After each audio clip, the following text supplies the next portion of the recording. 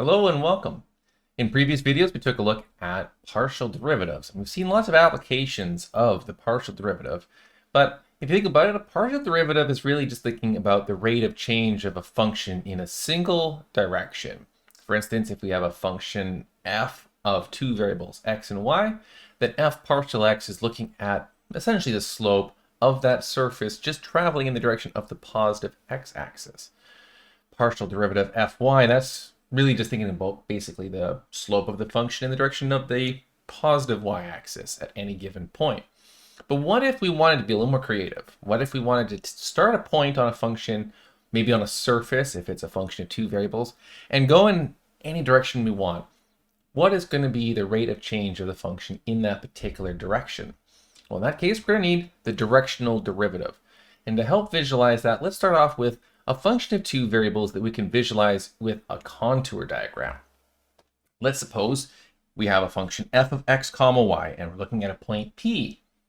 We've seen partial derivatives already, so we know if we start at point P and we want to start traveling in the direction of positive x, we're going to be seeing our first level curve at a height of 20 and working our way to another level curve corresponding to a height of 15. So we're traveling downhill.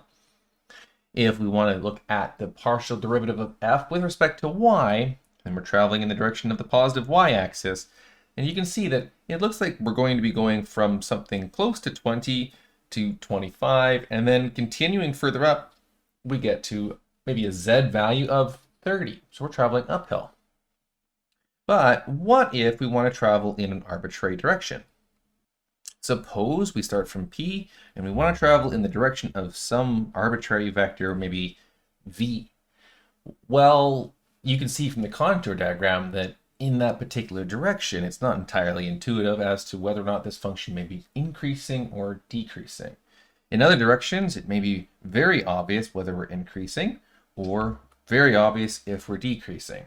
But why don't we take a look at a rate of change of a function in an arbitrary direction? Now, the good news here is our definition for a directional derivative is going to be very, very similar to actually how we define just the derivative of a single variable function from first year calculus. Let's suppose that on this particular function, we're starting at the point P with coordinates x0 and y0. And to make things a little easier, rather than having an arbitrary vector v, why don't we make that an easy to work with vector u hat, where that's a unit vector, u hat has a magnitude of 1 unit. Now, if you don't have a unit vector and you're just given an arbitrary vector v, of course you can always just find a unit vector in that direction by dividing v by its magnitude. Now, if we travel from P, let's suppose we get to a new point a little further away. We'll call that point, let's say, Q on our picture. Now, in that particular direction, u hat, let's say that Q is a step of h units away. It is possible that we could even travel backwards and be h units further back in the same direction, just parallel to u hat. But let's suppose that Q is h units away from the point P, in a direction parallel to u hat. Now, the good news here is if we want to travel exactly a distance of h units parallel to u hat, then we can take u hat and scale it by h. And we know that the magnitude of that step is h units. The length of that vector is absolute value of h. And if h is positive, then q is going to be slightly forward in that direction. If h is negative, then q is going to be slightly backwards, but still parallel to u hat. That means that the coordinates of q is going to be x0 plus this component ha, and the y component is going to be y0 plus this other component h times b. Now, you can see, maybe on this picture, that q is at a height of 20, and p was maybe at a height of something like 21, and so it might be slightly downhill. But we could calculate the difference in height there as simply just f evaluated at q minus f evaluated at p. And if we want a rate of change, then we divide that by how far we've traveled, and that would be h. This gives us the average rate of change of that function from p to q. Just simply the difference of f evaluated at q minus f evaluated at p divided by h. The directional derivative, as you can probably expect, is just what we obtain by making q closer to p, and we take the limit as h goes to 0. That gives us the formal definition of the directional derivative. We say that the directional derivative of this function f at the point p in the direction of u hat is this limit as h goes to 0 of f evaluated at this point q minus f evaluated at the point p, all divided by h. And we have this notation, capital D for derivative. U hat is a little subscript that tells us which our direction is, and then f is the function we are differentiating, and we're evaluating at a point x naught, y naught. Now, of course, this limit may or may not exist, and this is a two-sided limit as h goes to 0, either from slightly negative or slightly positive side of 0. And we've seen limits before with multivariable functions. We've seen some examples where limits may or may not exist. But the goal of this definition is not to force us to use limits to calculate the derivative.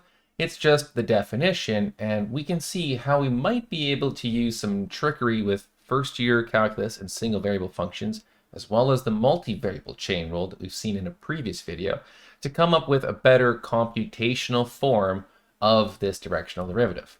It may help to really kind of see a bit of a visual sketch of this definition, and it'll give us an idea as to how to come up with a better computational form. Let's start by visualizing this surface here in 3 dimensions. This surface is z equals f of x comma y. On that surface, we're going to pick a point P, and then we're going to choose a direction vector u hat. Now, u hat is just a 2-dimensional unit vector with components, let's say, a, b. So it's essentially just like a vector on the xy plane pointing us in a particular compass direction, if you like. What we're going to do is take a small step in the direction of u hat, and we're going to look at a second point, q. And we can view the average rate of change between p and q as the slope of a line connecting p and q here. Now, if we want to come out with a little better approximation of the actual slope of f in that direction, we just let q get closer to p, and that's where we have the limit as h goes to 0. Now, we'll get a little better sense of that if we were to take a look at a cross-section of this surface in a direction parallel to u hat. Here you can imagine we've just sliced through the surface, and you can see a curve across the surface, and p and q both lie on that curve. Now, for convenience, what we can do is we can actually just shift that z-axis so that it starts right at the point P and is straight up. There's our z-axis. We've just moved it onto the point P. Now let's remember that on the xy plane, the coordinates of P are at x naught and y naught, whereas the coordinates of Q on the xy plane is going to be x naught plus HA and y naught plus HB. We've traveled a distance of h units. Now, what can be kind of handy here is remembering that we're going to be letting h get smaller to let q approach p.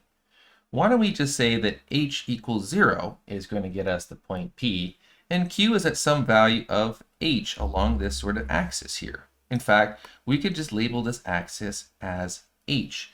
And then viewing this along that cross section, we essentially have a single variable function. Viewing this cross section from the side here, we can see that this is essentially just a single variable function. P is right here at x naught, y naught. We could actually call that x naught plus 0a and y naught plus 0b, where h is equal to 0 along this horizontal axis. And q is just at some arbitrary value of h along that axis. Now we can really just define a single variable function, g of h, if we like. Let's define g of h as f evaluated at x naught plus ha and y naught plus hb. That way the point P is simply just allowing h to equal 0. G of h is the function evaluated at q, and g of 0 is the function evaluated at p. This allows us to use some clever methods from single variable calculus. if we want to find the slope of the tangent line at P, well, that's when h equals 0. We just need to calculate g prime of 0 from single variable calculus. And the definition of g prime of 0 is the limit of g evaluated at 0 plus h minus g of 0 all over h, and taking the limit as h goes to 0. G of 0 plus h is just g of h, and g of h is f evaluated at the point Q. So this is f evaluated at the point Q minus f evaluated at the point P, all divided by h, and taking the limit as h goes to 0. This g prime of 0 is exactly the same definition as the directional derivative definition. So defining g of h this way means that g prime of 0 is the directional derivative of f at x naught, y naught, the point P, in the direction of u hat. Okay, now what we'll do to come up with a computational form is we're going to find an alternative method for finding the definition of g prime of 0. This time around, we're going to use the multivariable chain rule. And we'll see that there's a nice way to write g prime of 0 in terms of partial derivatives. This time around, we're going to view this function g of h as really being a function of x and y, where x is equal to x naught plus ha and y equals y naught plus hb. You can probably make sense of that. From this definition, g of h is equal to f of something comma something. Why don't we just call x naught plus ha some value of x, and y naught plus hb, that's just some value of y, some value on the xy plane, where x happens to be x naught plus ha and y just happens to be y naught plus hb.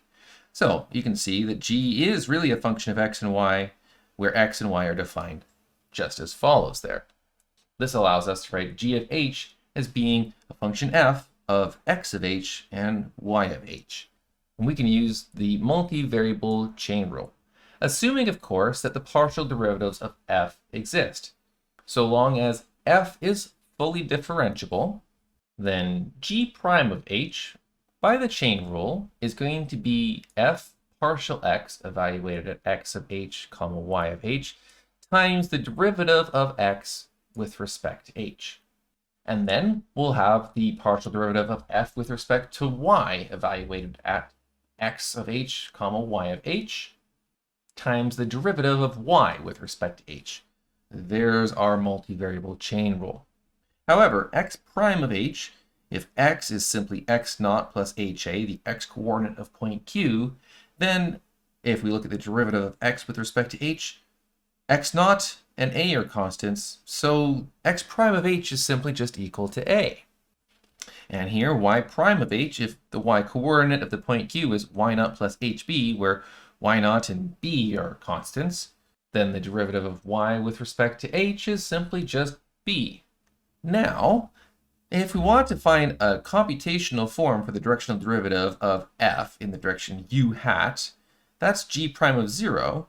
We just need to plug 0 into this formula that we've obtained.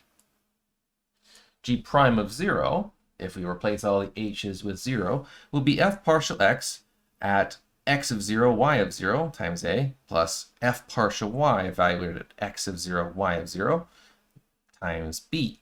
That's all of our h's just set to 0. Now x of 0 is just going to be x naught. Y of 0 is just going to be y naught.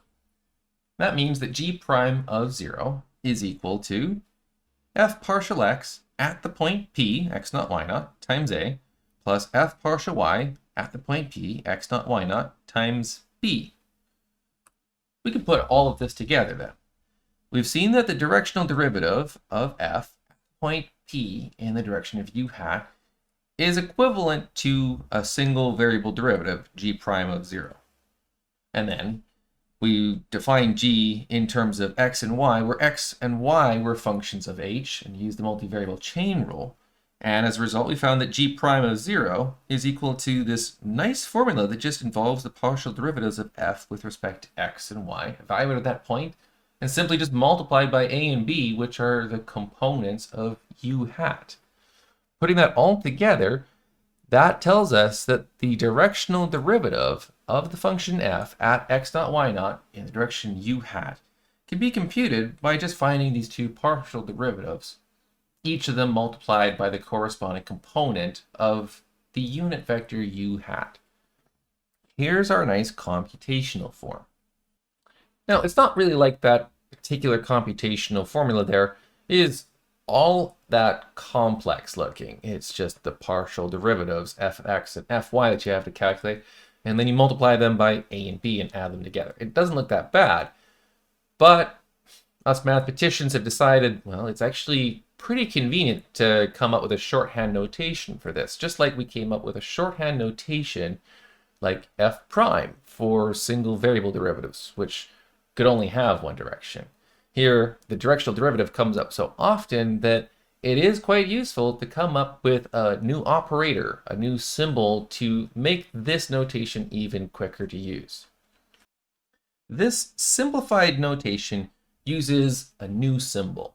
We actually just write that the directional derivative of f in the direction u hat is this upside down triangle f dot u hat.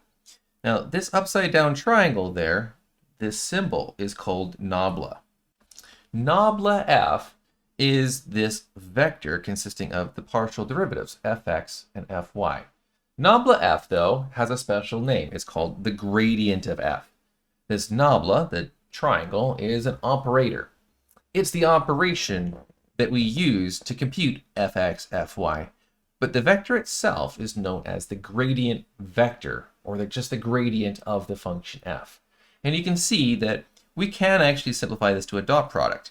It is just fx times a and fy times b is nothing more than taking the dot product fx, fy as one vector, dot product with u hat, which has components a, b. If we wish to evaluate that at a point, then the gradient vector, nabla f, evaluated at x naught, y naught, is going to give us a vector consisting of numerical values for the partial derivatives at that particular point, and then we take the dot product of that and u hat, which has components a, b. This gradient vector is going to be vitally important, and nabla is an amazingly important differentiation operator that we'll see again in future videos. But we're going to stick to the point here of how we calculate directional derivatives. And it's good to know that this can be extended to as many variables as we want. For functions of n variables, where f takes a domain of Rn and gives us back a real number, we might even just number each of the variables, x1, x2, all the way up to xn, then the directional derivative of f in the direction of u hat is computed using this gradient vector, which consists of all of the first order partial derivatives, and u hat has to be a unit vector, which would also have n components, u1, u2, all the way up to un, such that the magnitude of u hat is equal to 1. Let's start off with a function of two variables and calculate the directional derivative of a function in any direction that we want, and then we can take a look at how we calculate this for functions of 3 or more variables. Now that we can get a little bit more creative about our direction, let's take a function that's pretty easy to calculate the partial derivatives of 3xy plus 2 times the natural logarithm of x, and pick a point somewhere there. Let's say the point P is at 1, 3. But now, rather than just looking at the first order partial derivatives fx and fy, we can pick any direction we want. Let's suppose we want to look at theta equals 5 pi over 6. And of course, these angles should be measured in a counterclockwise direction from the positive x-axis. So if we're looking at kind of a quadrant where this angle is pointing, it would be pointing towards quadrant 2 from the point 1, 3. There's two things that we need to calculate for the directional derivative. The first thing we should do is calculate this gradient vector, nabla f. The nabla operator is nothing more than telling us to calculate all of the first order partial derivatives. The gradient of f is just two components, fx and fy, because it's only a function of two variables. And so we'll start off with taking the derivative with respect to x, treating y as a constant. That gives us our first component of this gradient vector, 3y plus 2 over x. And then fy is going to be taking the partial derivative of f with respect to y, treating x as a constant. And so that means that the derivative of that second term is going to equal 0, and we just get fy equals 3x. That's our gradient vector at an arbitrary point xy. Now, we are given a point P to plug in, so we have to plug in x equals 1 and y equals 3, and that gives us the gradient vector at that point must be equal to 11, 3. We'll see something about that gradient vector and what it implies in a future video. But to calculate the directional derivative, we also need an actual vector in the direction of theta, which is 5 pi over 6. That needs to be a unit vector, at least for the calculation of a directional derivative. So let's take a look at a unit vector with an angle of 5 pi over 6 from the positive x-axis. Treating that as a right angle triangle, we're going to have a hypotenuse of 1. And then, of course, the x and y components, just by definition of sine and cosine in the first place of a unit circle, must be sine of 5 pi over 6 and cosine 5 pi over 6, where x is going to be cosine and y is sine of 5 pi over 6. That guarantees that we have a unit vector. U hat will just be cosine of 5 pi over 6, comma, sine 5 pi over 6. And we can evaluate those because this is actually a nice sort of special triangle. U hat is going to be having a negative x component since we are in quadrant 2. That's negative root 3 over 2, and a positive y coordinate 1/2. And it's totally okay to just pull out any common scalar multiple that we see in all components. In this case, we have a common scalar multiple of 1/2. So we can write u hat as a scalar multiple 1/2 times a vector of negative root 3 comma 1. And now we form the dot product of this blue vector, which is our gradient vector, and this purple vector, which is u hat. The computational form of the directional derivative is literally just that dot product. And this 1/2, even though it's just really a scalar multiple of u hat, because of properties of the dot product, that can be moved out front of the dot product, and we can calculate the dot product first and take the result multiplied by 1/2. The dot product, or scalar product, is going to give us a scalar, and it's just going to be 11 times root 3 component-wise, 3 times 1 component-wise, and then the sum of those two products. 11 root 3 plus 3, all divided by 2. So you can see that even though we can't visualize this particular surface very easily, if we're starting at the point 1 comma 3 and we're traveling in this purple direction, it looks like the function is increasing. We're traveling uphill in that particular direction. Now, even though it's a little bit harder to visualize functions of 3 variables, you can imagine that it is quite realistic to have functions that are defined in terms of a point in 3-dimensional space. For instance, let's say temperature. We could define the temperature at any point in the room. We could have something colder at the back of the room, and then we could have something warmer at the front of the room. And we might want to just pick an arbitrary direction, a vector in 3 dimensions, and in that particular direction, we might want to determine whether or not temperature is increasing or decreasing, and how quickly is it increasing? What is the rate of change per, let's say, centimeter in that direction? That's still a directional derivative, and it's still just calculated by taking the gradient of that function of 3 variables and dot producting that with a unit vector in the direction of choice. So let's see how that works. Let's suppose that the temperature at a point in 3-dimensional space is inversely proportional to the distance from the origin to that point. Inversely proportional means that as distance is increasing, temperature is decreasing. They are inversely proportional. What if the temperature at a given point at the coordinates 2, 1, 2 is 40 degrees? Then can we figure out the rate of change of temperature if we start at P and travel towards a point Q with new coordinates 1, 2, 3? Let's start off with this terminology here, inversely proportional, because that alone is a pretty important concept to understand. Basically, that's saying that temperature and 1 over distance are scalar multiples of each other. Every time that distance is going up by a factor of 2, that means that temperature is going down by a factor of 2. But we have this arbitrary constant k. That is a proportionality constant. We actually haven't figured out what the constant of proportionality is just yet. But we can actually start to solve for k by knowing that distance in 3 dimensions from the origin is measured as the square root of x squared plus y squared plus z squared. So right away, at least we know that temperature is a function of 3 variables, and that is equal to k over this distance formula. Now, if we want to determine what k is, we have another piece of information. The temperature at that particular point P is 40 degrees.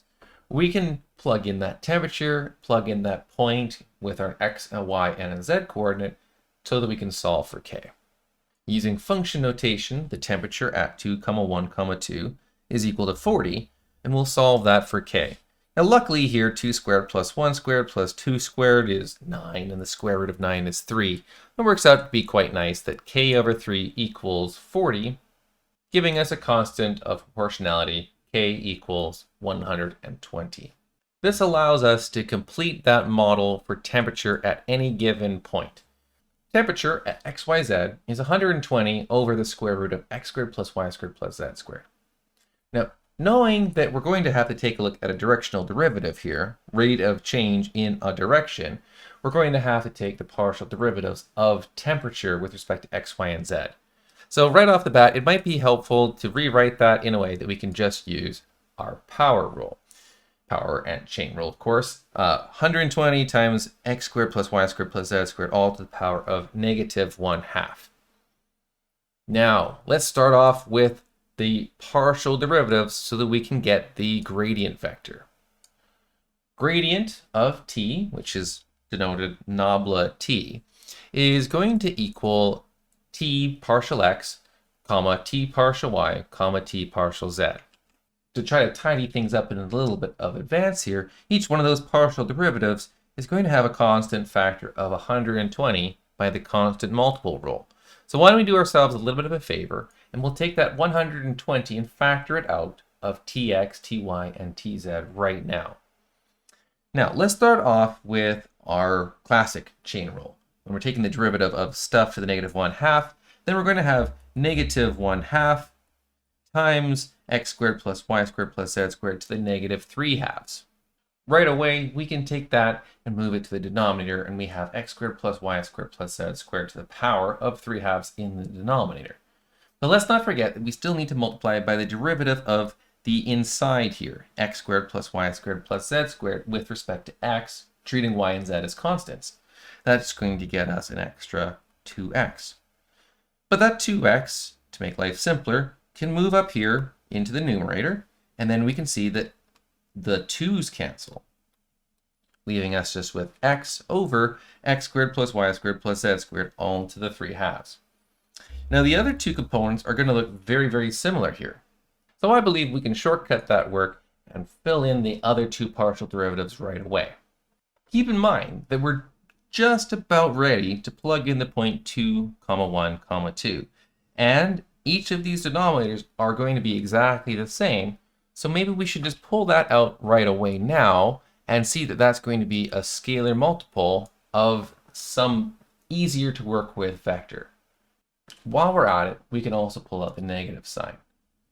This allows us to just write the gradient of t as this scalar multiple, negative 120 over x squared plus y squared plus z squared all to the 3/2, leaving us just with this easy to work with vector x, y, and z. Now we're ready to just plug in the point 2, 1, 2. When we do that, we're going to get negative 120 over 9 to the power 3/2. But 9 to the power 3/2 is the square root of 9, which is 3, cubed, so that denominator is just going to be a nice number 27. The scalar in front is negative 120 over 27. And the vector xyz at 2, 1, 2 is literally going to be 2, 1, 2. And if you want to, we can also simplify the fraction negative 120 over 27 by getting rid of a common factor of 3. That gives us the gradient vector at 2, 1, 2 equal to negative 40 over 9 times 2, 1, 2. It's kind of interesting. If we were to look at the point 2, 1, 2, then in triangular brackets, that's the position vector r of that point. So you might notice here that the gradient vector, nabla t, and the position vector r of that point are actually parallel, but in opposite directions. That might be a good point to just note now, and we'll take a look at the gradient vector in a future video, and that should make a lot of sense. This gradient vector is always going to point in a particular direction, and it does make sense that it's exactly in the opposite direction of this particular point. But hold on to that for now, and in this problem, we still need to calculate even just a vector, let alone a unit vector. We're given 2 points, so we should find the difference between the point P and Q, and we'll call that just maybe a vector V. Remember, we're going to take the coordinates of Q, 1, 2, 3, and subtract the coordinates of P, 2, 1, 2. That way we're literally traveling from P to Q that way. That vector, when we look at subtracting each component, is just the vector negative 1, 1, 1. Right away, you can see that that's not going to be a unit vector. If we want to find a unit vector, then the magnitude of V is the square root of 3, and U hat is just going to be V divided by that magnitude. That means our U hat is 1 over root 3 times that vector V, or root 3 over 3 times the vector negative 1, 1, 1. Finally, we're ready to take the dot product of this blue vector and the purple vector, and that will give us the directional derivative of temperature in the direction of U hat at the point P. Now, these two scalars in front, negative 40 over 9 and root 3 over 3, can be multiplied first, and then we can take the dot product of the vectors 2, 1, 2 and negative 1, 1, 1. Simplifying that scalar multiple in front, that is just negative 40 root 3 over 27, and the dot product of 2, 1, 2 and negative 1, 1, 1 is just negative 2 plus 1 plus 2. And since that is just equal to 1, then our directional derivative is negative 40 root 3 all over 27. So here, it looks like if we're traveling from point P to point Q, the temperature is decreasing. And this is the rate of decrease of temperature per unit of distance traveled in that direction. The units of this value would be something like degrees per unit length. We don't actually have units of length here, but it could be something like degrees per centimeter if X, Y, and Z are all measured in centimeters. Now, if you want to calculate a directional derivative, especially in higher dimensions, it can get a little bit more tedious to calculate that gradient vector and then plug the point in. So why don't we take a look quickly in Maple as to how we can get a piece of software to calculate the gradient vector for us. All right, over here in Maple, I have defined that temperature function, 120 over the distance from the origin to the point X, Y, Z. There's our inversely proportional formula. Now, if we want to actually calculate the gradient here, we need to make sure we know what the command is. But it's actually pretty useful that there's a gradient command already included in a particular package. So we're going to use a with command to import a package, and we're going to be looking at one of the many different student packages. In this case, that would be the student multivariate calculus package. If you were to just close the parentheses and hit enter, you can see just how many new commands are in there. Things like the nabla vector is in there. And also you can see cross products. We can see directional derivative and directional derivative tutor. But here, if we want to see the gradient, we have gradient. This particular command even allows us to plot the gradients as well. Now, if you don't want to see all that garbage, we just add a full colon when we run the command and it hides the output. At this point in time, we can just use the most basic form of that gradient command. With a capital G, The first parameter that this gradient command needs is going to be our function, t of x comma y comma z. Now, it also needs to know what the three different variables are that form the gradient. And that is in an ordered list, x comma y comma z in square brackets. Now, if we were just to close up the parentheses and hit enter, it will give us the gradient at arbitrary point x, y, z. However, if we actually want to calculate the gradient vector at a given point, then we'll say that x, y, z equals, and we'll give an ordered list of x, y, and z at the point P. And now you can see that we actually just go and get a vector of the three components x, y, and z. Now it's kind of funny how we get the square root of 9 in there. We can always just tell Maple to simplify, and hopefully it'll sort itself out. There we go. There's our gradient vector. And you can always pull out that negative 40 over 9 and just have our 2, 1, 2, which is what we actually computed by hand. There's our gradient vector, and you can see how quickly it is to get a computer to calculate that. Not a big deal. But of course, if we just want to calculate the directional derivative, in the same package, there is also a quick command for directional derivatives. This directional derivative command has very similar syntax.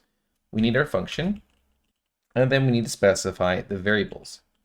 If we want to have the directional derivative at this specific point, then we'll give the point 2, 1, 2.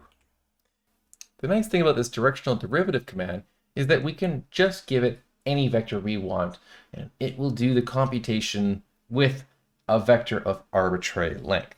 So we can go ahead and plug in the vector v, which was negative 1, 1, 1, and use that vector as is. We can see that we get, another root 9 in there. Okay, well, let's just get Maple to fix that up with maybe a simplify command. And sure enough, negative 40 root 3 over 27, the same thing that we got doing the calculation by hand. But you can see just how quickly we could change points and change directions with this directional derivative command, and we can find out where temperature is increasing and decreasing depending on direction. Now, stay tuned because the gradient vector on its own is wildly useful. This nabla is an operator that we're going to see a lot. That nabla is just like having our d by dx operator from single variable calculus, or our del by del x operator for partial derivatives. Nabla is just going to give us all the first order partial derivatives of the function, just every single one, no matter how many variables there are. So it's a pretty important operator, and as a result, the gradient vector points us in a very interesting direction that we'll see in a future video. So stay tuned. For now, at least you know how to calculate the rate of change of a quantity in any direction you feel like. Thanks for watching, and I'll see you in the next video.